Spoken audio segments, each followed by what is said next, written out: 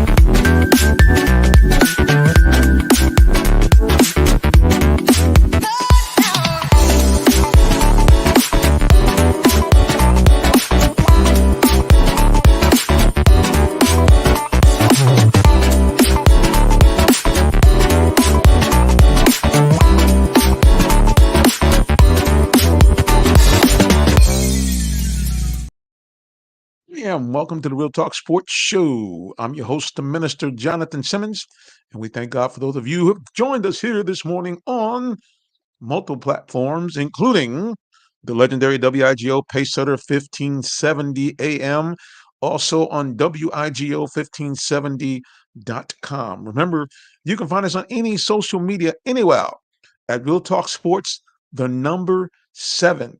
And please, if you are on YouTube, you know what to do. Subscribe, and subscribe to our channel. And you can, like I said, follow us anywhere on social media at Real Talk Sports, the number 7. Shuni Fark Scratchy Dope. Again, great to be out here on Saturday morning. For those of you who are listening to this live, if I can speak English, it is a beautiful morning here as we broadcast to you from just outside of downtown Atlanta, Georgia. It's great to be in the land of the living. Amen. Yeah, so we are glad to be here. Always, as we get to the end of the week, there is breaking sports news, and the biggest breaking sports news is coming out of Atlanta again. Yeah, we we're not gonna keep it boring, folks. We're gonna try to keep as much stuff going on here in Atlanta as we can. We knew that during football season, we had the Falcons making big moves, bringing in Kirk Cousins, and then messing around and drafting another quarterback, Michael Penix Jr., in the very first round. Now we have a situation where the Hawks, Lord have mercy, just make you scratch your head. You don't know what they're doing. Big news out of the NBA draft. Of course, the Hawks had the number 1 draft pick overall. And then also, of course, breaking news suddenly last night, a big trade that we kind of thought was going to happen, but certainly not exactly going down the way that we thought it was going to go down in terms of who was traded, who was staying. And also, we want to give some shout outs to some records being made here with the Atlanta Dream, with the WNBA. We want to get into all of that. And we want to get your opinions on some questions we want to ask about what the Hawks did over these last couple of days. So keep it locked in here, right here on WIGO 1570. Remember, you can follow us anywhere on social media at Real Talk Sports 7. If you want to make a comment, you can call our producer and he'll get the information to me and let me know. Or if you're watching on social media, go ahead and tap your comments in. Now, here's the thing. I'm going to remind you. I post this on a lot of pages. If you actually want to make a comment that I can see, you're going to have to go to the Real Talk Sports page and post a comment there because I can't see your comment on the various fan pages until I get off the air. So if you, in fact, want to uh, make a comment, you want to answer a question, come on, people now. Jump in there and give us your comments and opinions on what's been going on in the world of sports. Well, let's go take a look at some headlines first before we get into all of that. The Atlanta Braves, a team that everybody was nervous and they were thinking, man, what's going to go on with the Braves and all the different things that are going on, that just a sheer panic. I want to remind people that as of right now, we're maybe about the halfway point into the season. The Atlanta Braves are 45 and 35. They're 10 games over 500, not 10 games under 500, 10 games over 500. And the only reason why I think there's any concern from people is that the Philadelphia Phillies, their arch rivals, have been the hottest team in the league. They have the best overall record in the league and 54 and 28. I think they might be tied with the Yankees. Let's take a peek over the Yankees. No, they're better than the Yankees. They're better than everybody. Yeah, 50 at 54 and 28. And so they have an 8-game lead. But I remind people, the Braves had the best record for a long time in Major League Baseball last year. And what happened? What we saw was a team that floundered in postseason. So I don't know about you guys, but I'd rather see them balling out in postseason than having a big record in the preseason and then in the regular season and not doing anything during the regular season. I mean during the postseason. I'll get this right, guys. It's Saturday morning. You have to excuse me. Anyway, the Braves won last night. A guy that I really am shocked at just how well he's played. And I'm talking about Chris Sale. Had another big game for the Braves last night as the Braves win over the Pittsburgh Pirates, a team who, like the Braves, are looking right now at a wild card. But like you said, man, you got to like the Bravos. They went 6-1 last night. Like I mentioned, Chris Sale did what he's been doing all season long for the Bravos. This guy is, excuse me, not Chris Sale, my bad guy. It was the night before. Charlie Morton, a guy that a lot of people worry about. Charlie Morton is one of the oldest players in baseball, but he pitched the way he has been pitching for the Braves the last couple of years. 6 in the third inning, 3 hits, 7 strikeouts as the Braves power to a 6-1 victory at home over the Pittsburgh Pirates. And their offense looked more like the Braves offense we're accustomed to. Put up a 5 spot in the third inning. And it's amazing to me how all the pundits, everybody, squawking and walking about this team not hitting. People worry about Jared Kelenic and wondering, is this guy going to be a flop? Well, good news. In the place of Ronald Acuna, they put Kelenic in the lineup at center field batting leadoff, and he's batting over 300 the last 10 games. Ozzie Albies 2 for 5 last night, a run scored. Marcell Ozuna, this guy has got to be near the top of the list for potential MVP for this season. Another big fly for Ozuna, 1 for 2, runs scored, and 3 big runs batted in. Matt Olson, his bat is hitting up, 2 for 4, and an RBI last night. Austin Riley, 2 runs scored, and an RBI. So we can see that the Braves lineup is starting to come back to form. Sean Murphy back in the lineup, only 1 for 4, but good to see him back in the lineup. And Adam Duvall gets an RBI last night as well. So, yeah, just quit tripping. That's all I can tell people. Quit tripping. The Braves are fine. And this is a team that is going to make some noise in this season before it's all said and done. And so I just, remind people, please, ma'am, please, sir, chill out. Take a woosah moment. Braves are fine. They're getting what they need. Like I said, Chris Sale has been lights out. They didn't win the game he pitched the other night, but again, he's been pitching extremely well on the short list to be an all-star pitcher this year. Charlie Morton giving the kind of innings that and pitching that you expect from him as he's got the last couple of years. So, again, Braves back on track.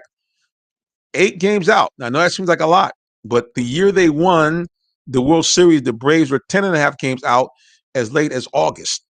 And matter of fact, Mets fans at that time were talking about, oh, it's over. Not so much. So I'm just saying, guys, let's kind of keep our hats on here. Let's not panic. And a big shout out to the Braves who won 6-1 over the Pittsburgh Pirates last night. We want to give a shout out also to a young lady, I believe it's Alicia Gray, that 3,000 points from Miss Gray. And she had done it in her 3-year career. She, big shout out to her getting there. And really big shout out to the WNBA for continuing to keep us in the news cycle. I got to tell you, some of my biggest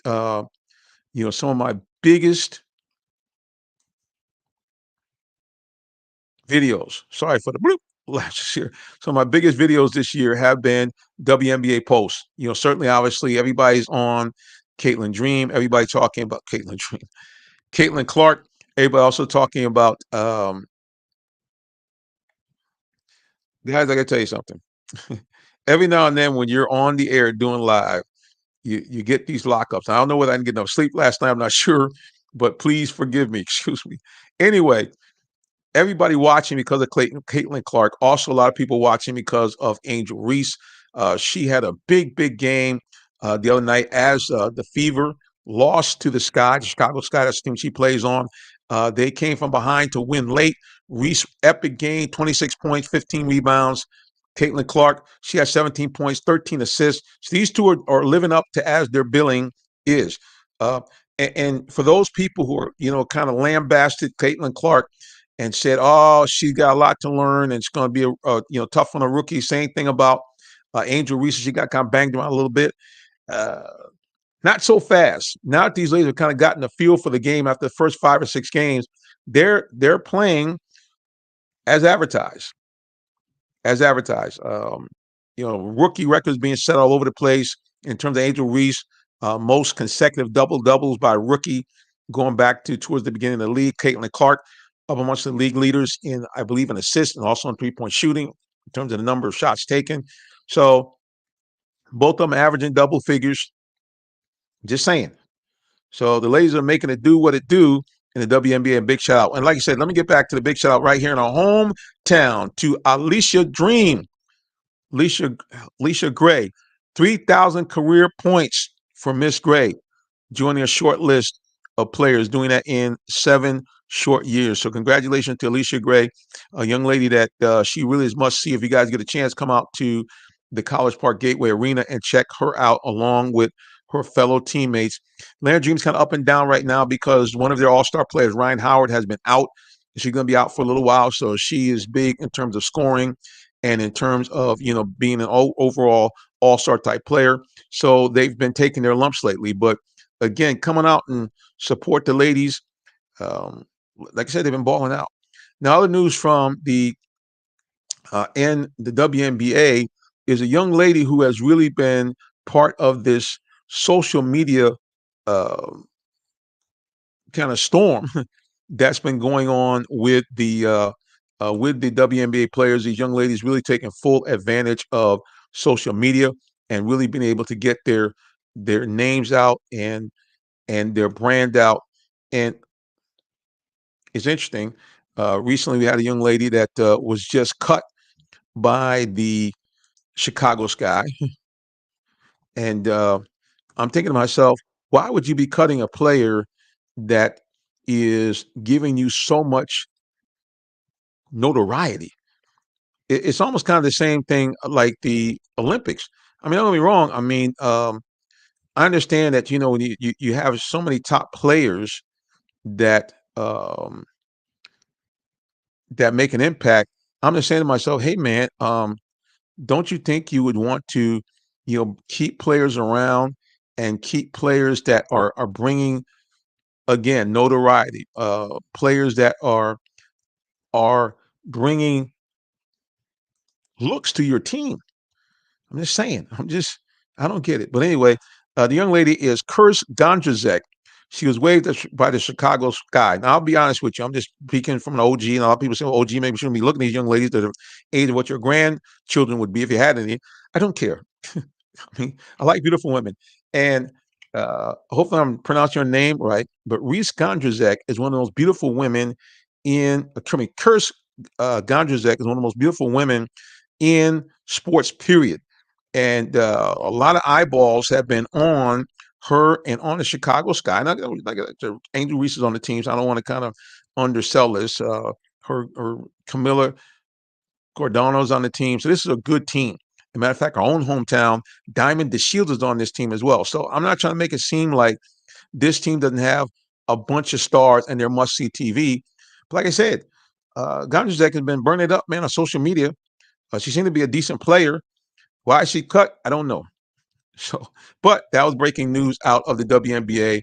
As like I said again, the teams are just making noise, and they actually are playing a good brand of basketball. I mean, seriously. I mean, you kind of watch these teams, and they're playing well. It is something you want to watch. I mean, there were times you're thinking, not so much, but you got good teams all the way around. And so, again, if you haven't had a chance to check them out, please, man, please, sir, go check out the Dream. They're balling out. They're playing outstanding basketball right now. As a matter of fact, their next game, let me get it before I go to the break. Their next home game is. I'll get it eventually. Next home game is on July 2nd. And it is actually what they call 90s night. Now, right now, the tickets are being, it's a sold out game, but there may be some, standing room only tickets. I'm not sure. But they're playing the team I just mentioned, the Chicago Sky. So it will be must see TV down in College Park. Well, we're going to take a break here from the Real Talk Sports Saturday update. I'm your host, Mr. Jonathan Simmons, and we'll be back with more after we give a shout out to those who support our program. We'll be back in just a moment. Please don't go anywhere. Thank you, and thank you. Are you in the market for a new vehicle? Well, check out Allen Vigil Ford Lincoln in Morrow, Georgia. We have one of the largest inventories in our area for both new and pre-owned vehicles, so we're sure to have something for everyone. Family owned and operated since 1982, customer satisfaction is our number one priority. Come see our full lineup of vehicles and find the one that best fits you. Give us a call today, 678-726-5739, or shop us 24/7 online at allenvigilford.net. Welcome to the Real Talk Sports Show. I'm Aria, the first AI presenter for Real Talk Sports. We want to get your feedback about my participations in the show, so please leave comments. So stay tuned, the Real Talk Sports Show is coming up.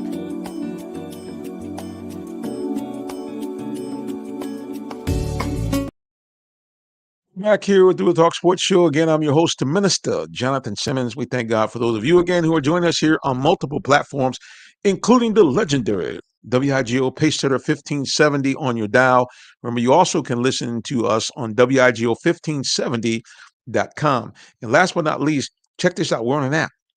That's right. WIGO is on the TuneIn app. It's a free app. Now, when you go on, you have to click the little X because they're going to try to, get you to, pay for the premium. Don't do that. Just click the X and it's free. Put in WIGO in the search engine and voila, you'll find us broadcasting to you right here and right now. All right. So the other big news we're staying with basketball. The other big news out of Atlanta was, in fact, for the very first time, the Hawks had the number one overall pick in the NBA draft. And like it has been for the last couple of years, shockingly, we continue to have the top picks being selected from overseas. And this year, 7 of the top 20 projected picks were foreigners, guys from France, guys from Australia, guys from all over the world. And like I said, this year, no difference. And so for the Hawks, the players that were most bantied about to be the top 2 players in the world, literally the world, were Risacher, hopefully I'm pronouncing his name properly, Zachary Risacher from France, and also Alexandre Sarr, who was from France but actually played in Australia. A lot of people thought that Sarr was going to be the number one overall pick because he brought a lot to the table. 7'1", a very active and very multi-talented player. And Risacher, a lot of people thought that he could be a dynamic scorer, very much like SGA, the guy who was in the running for the MVP this year out of Oklahoma City, guy with over 32 points a game. So these 2 guys are bantied about. Now, interestingly enough, for some reason, we're not sure why, but Alexandre Sarr and his people said, we ain't interested in coming to Atlanta. Sacre bleu. They were like, we ain't coming here. We're not interested.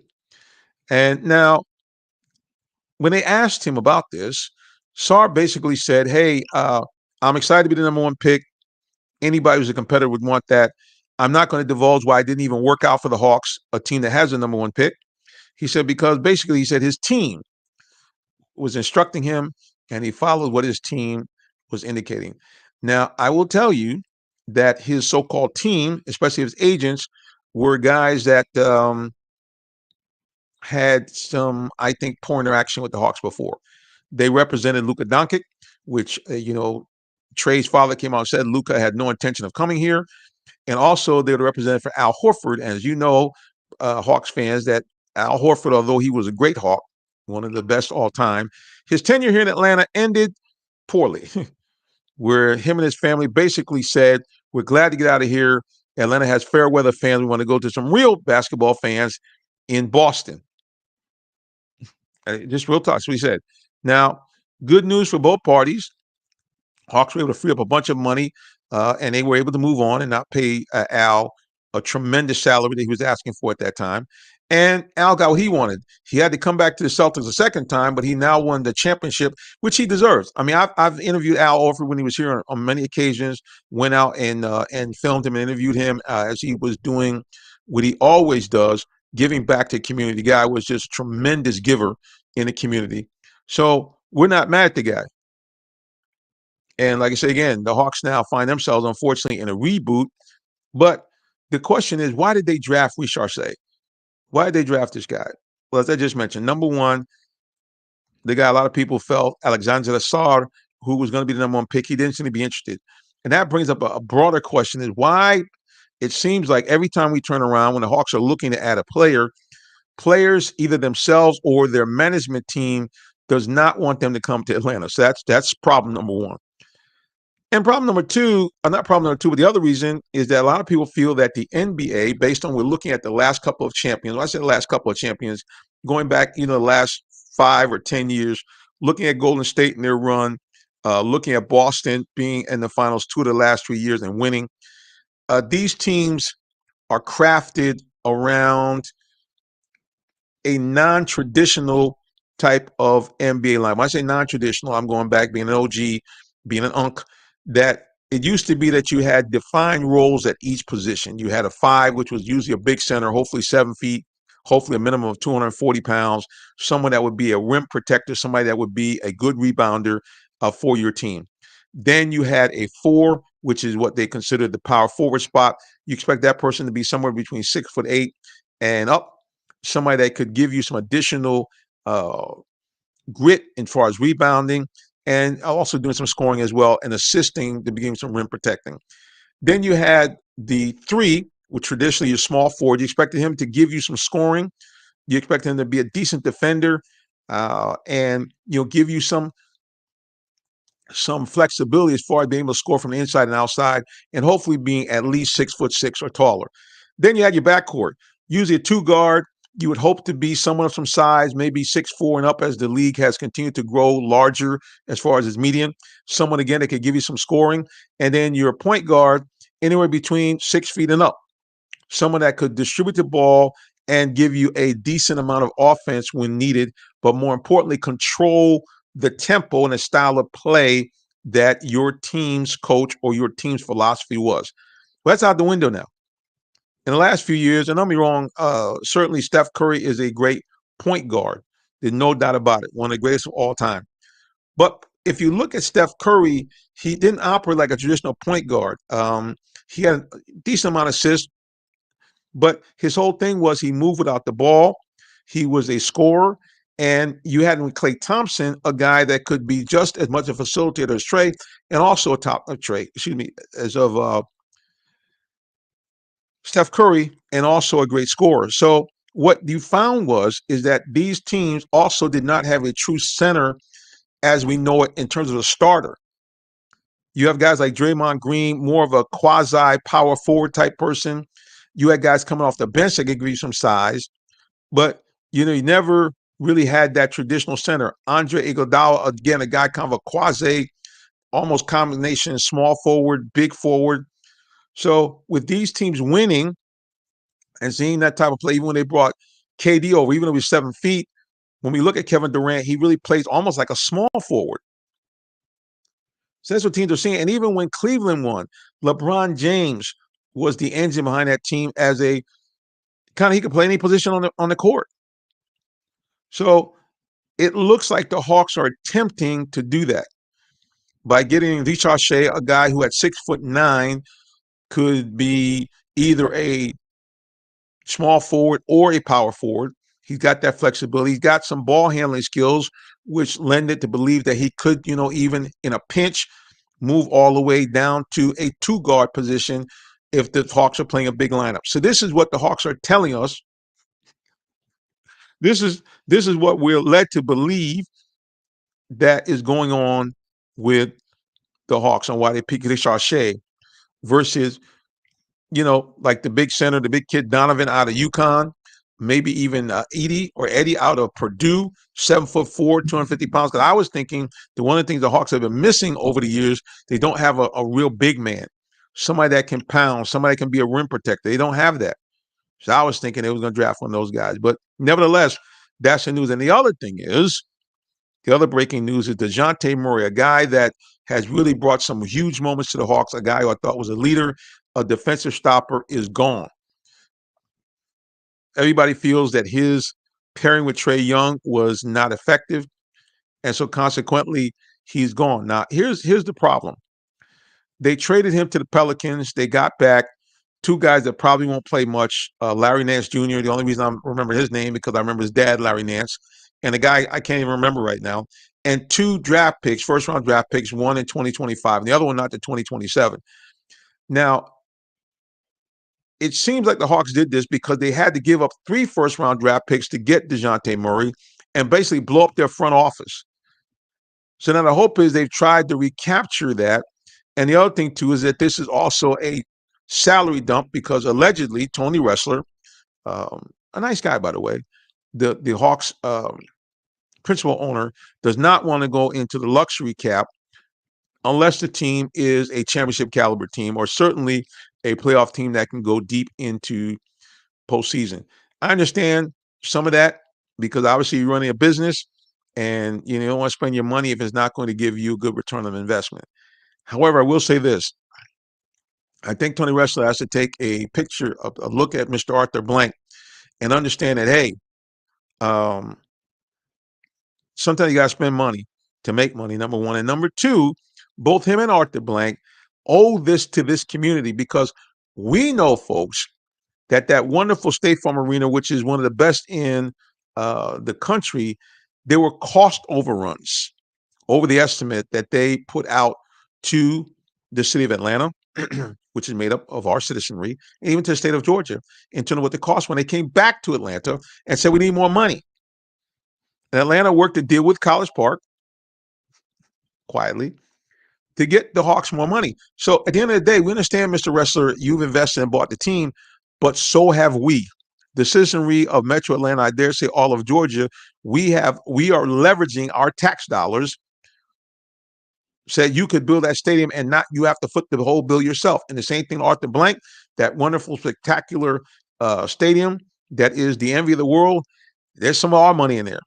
So our expectations is that we have a top caliber team year in and year out, and you spend the money it takes to get us a top quality ball club. I'm just saying. So that's it, guys. Here in Atlanta, that's the breaking news. Number 1 overall pick is Zachary Risacher, and DeJounte Murray, a guy I really enjoyed, is gone. So we'll see what happens as we move through the season, as we get closer to the NBA season, to what the Hawks are going to do. Hopefully they'll make some more moves, solidify this team, get some guys around Trae that would really make us, again, the talk of the town like we were 3 years ago when we made that wonderful run to the Eastern Conference Finals. Speaking of final, it's our final moments here on the air. Thank you so much here for joining us here on all platforms, especially the legendary WIGO pace setter 1570 on your dial. Appreciate all those of you who are watching us on Facebook. And again, for those of you who are following us on YouTube, please, if you haven't subscribed already, subscribe. We appreciate you so much for doing that. And one thing I want to tell you before I go, I am a preacher, a real life preacher. That's why they call me the minister. And the minister has to tell you, you see all this crazy stuff going on right now in this world. I'm telling you, if you don't know God, if you don't have a relationship with him through his son, Jesus Christ, I implore you to do it today. Why? Jesus is the one that died for you, he rose from the dead, and he loves you greatly. And if you repent of your sin and believe in him, 2 great things happen. You become a citizen of the kingdom of heaven, and you become an adopted child of God with all the rights therein. And one of them is, when you die, you go to that happy place called heaven and avoid that nasty place called hell. All right. Hey, keep it locked right here for more great radio, music, ministry, and great talk shows on the legendary WIGO pace setter 1570 on your dial. And until the next time we get back together again, I simply say as I do each week, God bless you and have a wonderful rest of the day or evening, whichever may apply. So long and take care.